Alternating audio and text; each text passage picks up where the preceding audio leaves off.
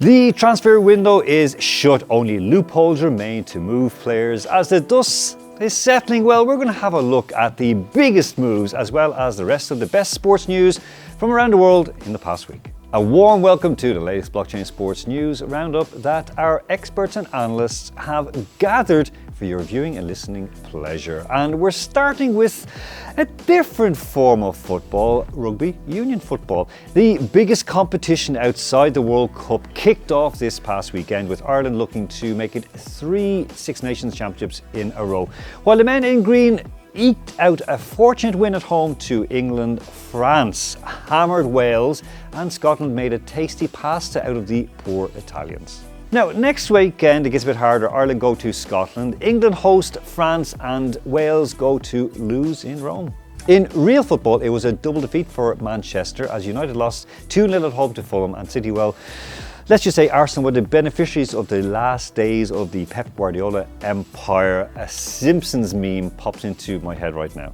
Now, just on transfer news alone, a big well done to England's Premier League clubs, because in the midst of a cost of living crisis in the UK and pensioners having their government allowances cut, the 20 clubs managed to more than triple their winter transfer window spend from last year's 1.10 million euros to over 385 million. Man City alone shelled out more than the other 19 clubs combined. Their last gasp signing of Porto's Nico Gonzalez for 53 million tipped those scales. City's 190 million euro outlay is only second in the English top flight winter wonderland of cash splash, way behind Chelsea's 290 million euros in 2023. And Guardiola's last dance finance puts the blue side of Manchester way ahead of every other league in the world. Yes, more than the paltry 188 million spent by all Serie A clubs, the 174 spent by Ligue 1 clubs, the miserly 148 in the Saudi Pro League, 143 by the Bundesliga clubs, and wait for this, the 23.5 million by La Liga clubs.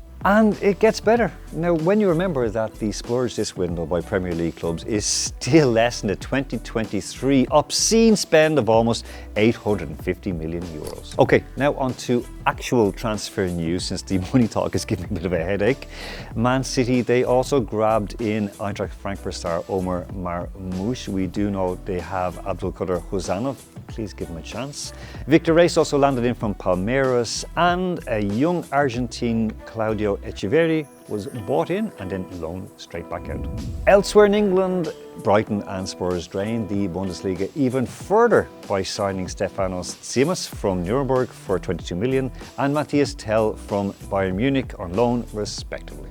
Now here is where it gets very, very good. Aston Villa did some spectacular business with loan deals in this window, bringing in Marco Asensio from PSG, Axel Disasi from Chelsea, and Marcus Rashford from poor old Man U. We'll talk about that last guy in just a moment. Breaking news from Italy. After failing to land a replacement for departed Georgian wizard Khvicha, Napoli boss Antonio Conte has demanded a showdown with club management.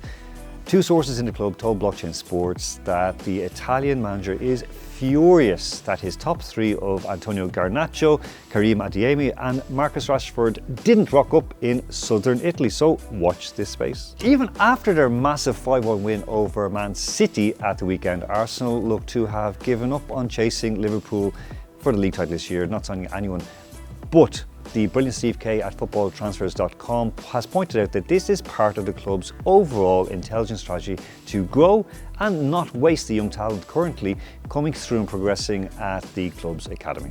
Now, some really fresh news coming through is that Ruben Amorim could be gone, because Manchester United have been both praised and pilloried for their transfer business in this window. They got rid of Rashford and Anthony, while also grabbing young Dorgu, as we predicted last week, and a piece of heaven from Arsenal. Literally, they bought heaven, aid in heaven, from Arsenal's academy. Yet, local sports journalists are doing their very utmost best to undermine Ruben Amorim for not buying a striker. And the rumours are that the Portuguese specialist could be gone by summer. And now a small public service announcement. Before we finish today, we need to talk about Marcus. During the COVID pandemic, the England international stood up for the marginalised, the downtrodden and the less well off, donating his own money to food banks and initiatives, especially to help kids. There were many at the time, including myself, who cautioned that while he was genuinely meaning well, he could very soon fall off the happy horse that is the blink and you miss it English tabloid news cycle. And it happened. Many sports journalists lined up to say, shut up and dribble Marcus, and as soon as he lost form, they whipped up the fans into a frenzy of anger and worse. So this move to Aston Villa, a club on the up with a success-starved fan base, former league and European champions, a club with a storied history. Marcus, this is your chance, take it and run. Aston Villa fans, make this work. Now, of course, we have the NFL Super Bowl coming up on Sunday, but ahead of that, there was the world blockbuster. There was a basketball trade between 3 different teams for 2 players, Luka Doncic and Antonio Davis. They moved teams. Big deal, but of course, in the NBA, it's the one that makes history. Okay, so there we have it. If you agree that Marcus Rashford is going to turn his game around at Aston Villa, if you think that the NBA trade I just mentioned is the biggest of all time, let us know in the comments below. Remember to like, to share our content, and of course subscribe to our channel. And remember to ring that little bell to know when the latest video is coming out. See you next time.